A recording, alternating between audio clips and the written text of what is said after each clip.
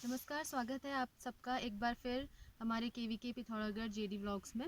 तो आज के इस व्लॉग में हम आपको एक छोटे से एक्सपेरिमेंट के बारे में जानकारी देना चाहेंगे, जो किसानों के लिए बहुत महत्वपूर्ण है।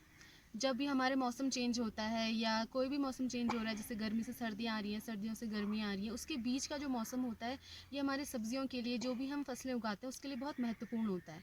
तो आज हम इस एक्सपेरिमेंट के बारे में बताना चाहेंगे। ये हमने थोड़ा लेट हमने बोया था बीज जो है, और उसका हम आज दिखाना चाहते हैं कि क्या इफ़ेक्ट पड़ा है जो आजकल के मौसम में। जैसे पिथौरागढ़ में कुछ दिनों बारिश हुई थी, कुछ दिनों पहले बर्फ़ गिरी थी, थोड़ी कभी कभी धूप भी आ रहती है। तो इसका हमारे फसलों पे, हमारी सब्जियों पे क्या प्रभाव पड़ रहा है, आज के ब्लॉग में आपको ये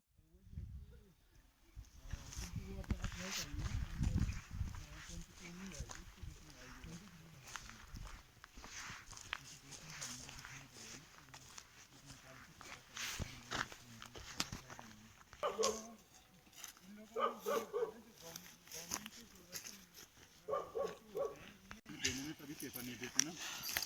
जैसे किसी किसी ने अपने सोसाइटी के हैं जनरल, उनको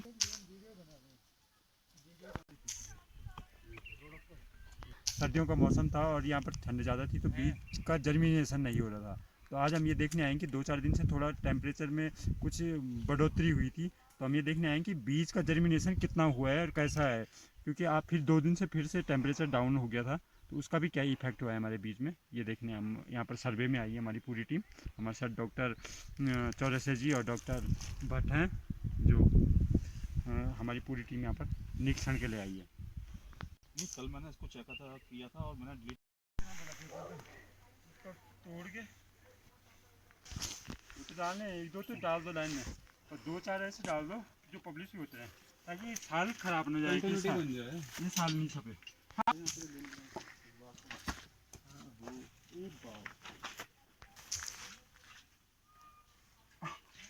एक चीज वो है,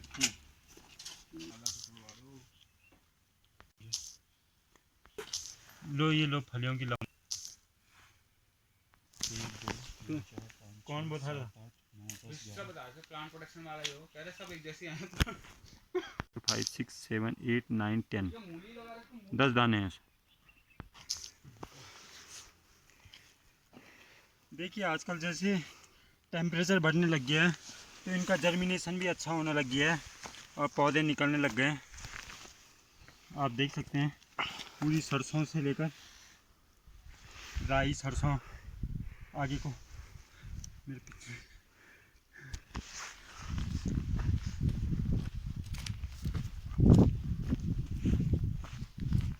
तो आप दिखा दो।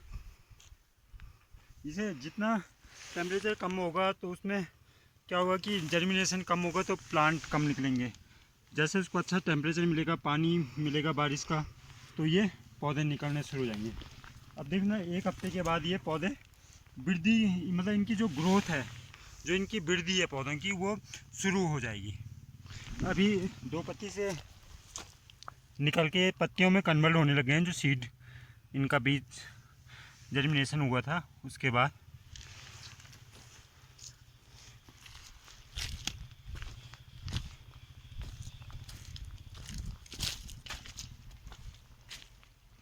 देखो सारी बुआई एक समय की है, एक साथ सब बीज बुआई किया था, एक साथ ही निकल रहा है। क्योंकि इसको क्या हुआ कि ये बीज जैसे हमने पहले लगा दिया था, उसके बाद ठंडा स्टार्ट हो गया था, ठंड में जी बीज का जमाव नहीं हुआ। तो हम किसान भाइयों को ये भी हमारा एक एक्सपेरिमेंट का या एक रिसर्च का एक हिस्सा होता है कि हम किसानों को एक लाइव दिखा सकें उसका, कि आप बिना समय के अगर ठंडियों में बीज का बुआई करोगे तो उसका जर्मिनेशन लेट होगा, कम होगा। तो इसलिए हमें क्या होगा कि समय से बुआई करनी चाहिए। अगर हम बीज की देरी से बुआई करते हैं तो आपके साथ भी यही स्थिति आ गई कि बीज का जमाव नहीं होगा। तो कई बार किसान भाई ये समझते हैं कि बीज का जमाव नहीं हुआ है तो बीज खराब है। बीज खराब नहीं होता है, उसका एक सही समय होता है। अगर आप सही समय पर बीज का बुआई करोगे तो उसका अच्छी पैदावार होगी और अच्छा उत्पादन होगा। तो ये सारी चीज़ें हम लोग यहाँ पर एक ट्रायल करते हैं, एक रिसर्च करते हैं कि हम कैसे फसलें लगाएं, कब लगाएं, क्या उसका उचित समय हो गया, कौन सी वैरायटियाँ हम लगा सकते हैं।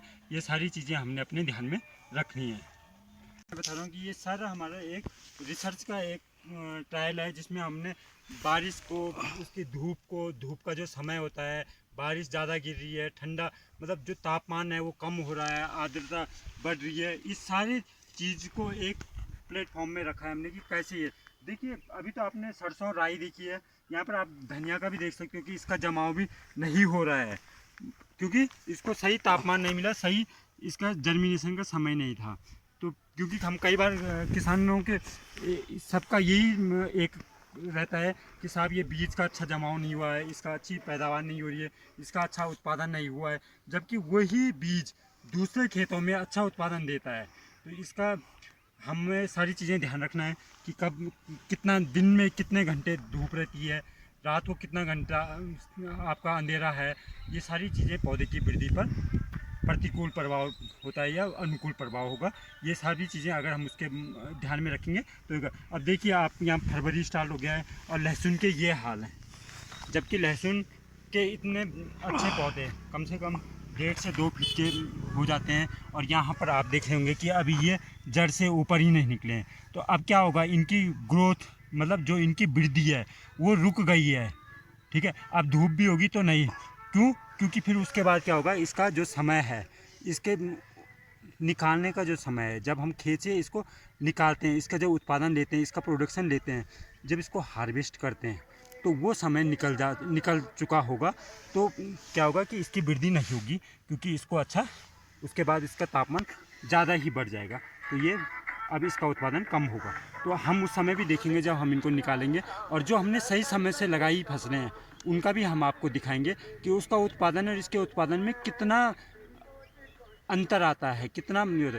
तो मैं जैसे पहले से भी कह रहा हूँ, हम दूसरी वीडियो में भी कहते हैं, आगे आने वाली वीडियो में भी हम आपको सारी चीज़ें मतलब एक एक चीज़ को हम सारी चीज़ें आपके सामने एक एक करके रखेंगे कि क्या लेट बुआई से क्या नुकसान होता है किसान को फसल में, जल्दी बुआई से क्या होगा, सही समय पर बुआई करने से क्या होगा। तो ये सारी चीज़ें फसलें हम आपके सामने रखेंगे जब हम इनका हार्वेस्टिंग मतलब इनका हम खेत से खुदाई करेंगे, तब हम आपको अच्छी वाली लहसुन भी दिखाएंगे कि इसका सही समय पर जो हमने सही टाइम था उसमें लगाने से कितना उत्पादन हुआ है और इसको लगाने से कितना कम उत्पादन हुआ है।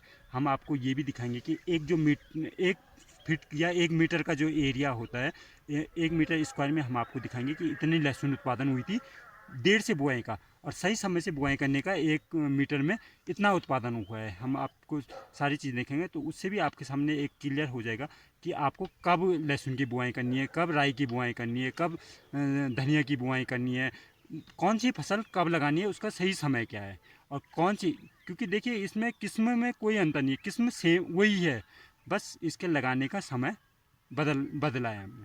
तो समय बदला है, क्लाइमेट एक ही क्लाइमेट में सारी चीज़ें लगाई हैं, ठीक है, एक ही एरिया है, जमीन जो हमारा समुद्र तल से ऊंचाई है समान है 1500 उतने में ही हमने सारी चीज़ें लगाई हैं, सिर्फ हमने समय बदला है। तो समय बदलने से क्या किसानों को क्या समस्या होगी, ये सारी चीज़ें हम आपको दिखा रहे हैं। धन्यवाद। तो कैसा लगा आपको आज का हमारा ये ब्लॉग? अगर आपको सब्ज़ी से संबंधित कोई भी जानकारी लेनी है तो हमें कमेंट करके ज़रूर बताएं। हम ये कोशिश करेंगे कि हमारे जो भी आप क्वेश्चन पूछें उससे रिलेटेड जो हमारे केंद्र में विशेषज्ञ हैं वो आपको सटीक और अच्छी जानकारी देने की कोशिश करेंगे। धन्यवाद।